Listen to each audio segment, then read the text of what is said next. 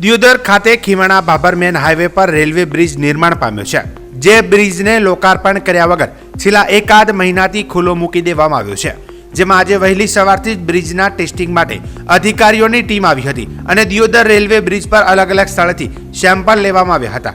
Railway બ્રિજના testing દરમિયાન traffic જામના દ્રશ્યો પણ સર્જાયા હતા. જો કે એક મહિના પૂર્વે લોકાર્પણ કર્યા વગર જનતા માટે બ્રિજ ખુલ્લો મૂકી દેવામાં આવ્યો હતો અને હવે એકાએક બ્રિજનું ટેસ્ટિંગ કરાતા લોકોમાં અનેક તર્ક વિતર્ક વહેતા થયા છે. આજે વહેલી સવારથી રેલવે બ્રિજના સેમ્પલો લેવાની પ્રક્રિયા હાથ ધરવામાં આવી હતી.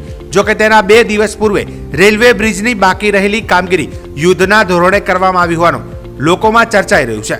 દિયોદર ખાતે નિર્માણ પામેલ રેલવે બ્રિજ થોડા સમય પૂર્વે તિરાડો પડી હોવાનો કિસ્સો પણ પ્રકાશમાં આવ્યો હતો અને તે મુદ્દો ખૂબ જ ચર્ચાસ્પદ બન્યો હતો, પરંતુ સમય જતાં તે મુદ્દાને ડાયવર્ટ કરવામાં આવ્યો હોય તેવી ચર્ચાઓ લોકોમાં વહેતી થઈ છે.